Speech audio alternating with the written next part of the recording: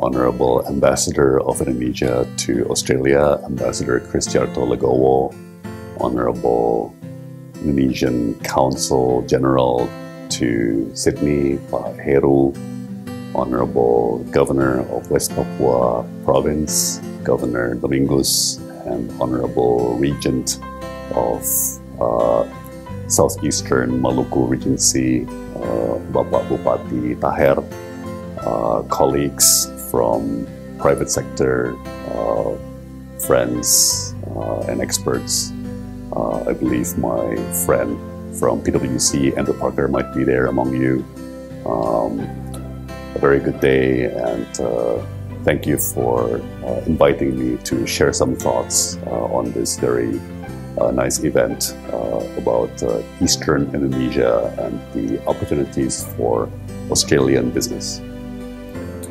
Now, just a couple of weeks ago, I was asked to similarly share thoughts about Australia and Indonesia at an event in Makassar organized by the recently established Australian Consulate in Makassar, where I discussed about the trade agreement that we just signed between Indonesia and Australia, the IIPC, collaboration in the tourism sector, and several other aspects such as collaboration in vocational training. I hope you don't mind.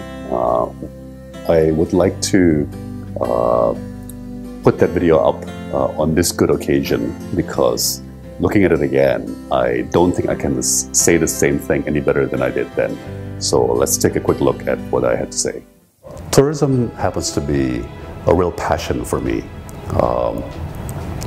As President Jokowi has explained in remarks actually that he delivered at the ASEAN-Australia Special Summit in Sydney last year, while the world economy is growing 3.5% per year, the global tourism sector worldwide is growing 7% per year, almost double the average growth rate of the rest of the world economy. And President Jokowi quoted a Bloomberg article that forecast that over the next 20 years, worldwide, 1 out of every 4 new jobs will be coming from the tourism sector. So clearly tourism is a key sector around the world, and obviously for Indonesia. Now, another thing which is still not widely known is that the Indonesia-Australia Trade Agreement, the so-called IIPC, the Comprehensive Economic Partnership Agreement, focuses quite a bit on tourism as a key area of collaboration between Australia and Indonesia. Just to give a few highlights. First, we believe that we really need Australia's expertise in design, management, and training. Not so much your capital, though that would be nice too. But frankly, we will probably get more and cheaper capital from places like China, Korea, and Japan. What we need from Australia is what I would call high cost, but high quality and high value capital. So investment that brings design, management, and training expertise. So to give you another example, another area of very serious focus for collaboration in our trade agreement is collaboration in vocational training, right? Inspired by the trade agreement negotiations between our two countries, we intend to open up the university sector and the vocational training sector, which currently allows 0% foreign investment. We'll open it up to allow 67% and 100% international investment in those sectors. And as many of us know, Australia is top-notch in vocational training through programs such as the TAFE. And within the vocational training sector, Australia is really global top 3, top 5 in hospitality and nursing. So hospitality skills, hospitality vocation, all the supporting services around tourism, such as culinary, entertainment, sports. Those are all skills and expertise that Australia is particularly strong at. Tourism is booming in Indonesia, and it's an incredible business opportunity for Indonesia and Australia to develop jointly. Another example or illustration, when we were with President Jokowi for a state visit in Australia a couple of years ago, we observed that marine tourism is actually an area that Australia is very strong, right?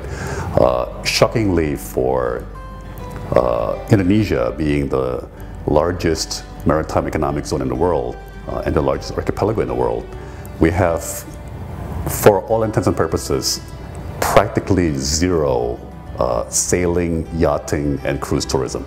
It's very, very minimal. In the meantime, Australia is very, very strong in leisure boating, yachting, cruise holidays, and cruise ship infrastructure. So I mentioned I met Mayor Tom Tate on his home turf in Gold Coast several months ago.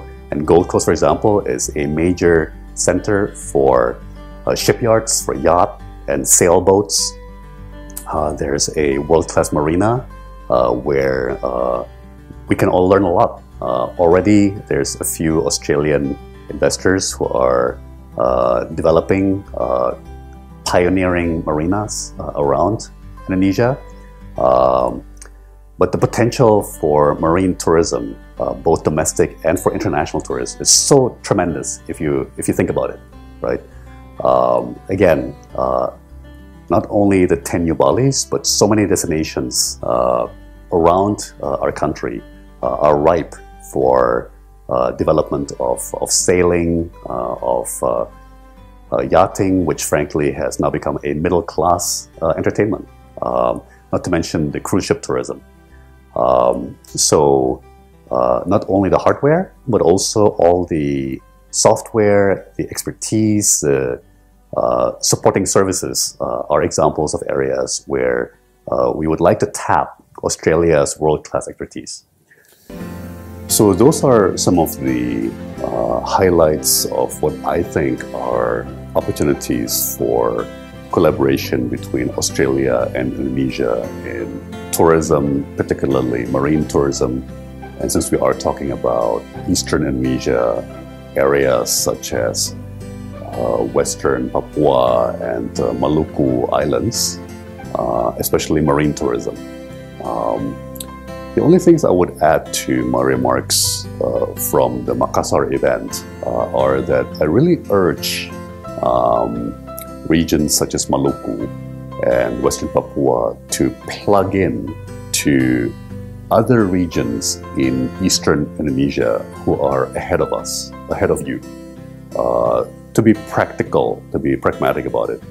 For example, Manado in northern Sulawesi is enjoying an unbelievable tourism boom, right? Over the last 5 years, the number of international tourists to Manado has gone from 12,000 tourists per year to something like 180,000 tourists per year. So I think for some place like Morotai or Maluku, it makes sense to plug into the tourism boom in Manado. Another example, West Papua, Maluku, the area of Komodo or Labuan Bajo is also beginning to boom. So can Maluku and West Papua plug into Komodo as an onward destination? In my view, that would be a pragmatic approach rather than trying to jump too far too soon, trying to make it on your own, if you will. So I think, again, collaboration with neighboring areas in that part of Indonesia would be a practical approach to trying to stimulate investment and projects and collaborations into Eastern Indonesia. And again, Australia can play an incredibly important role in that effort. So once again, thank you all for the opportunity to share my thoughts. You know where to find me. You know where to find BKPM. We have an office in Sydney, and we stand ready to work closely with you to support and facilitate any efforts you will embark on in the months and years to come. Thank you very much.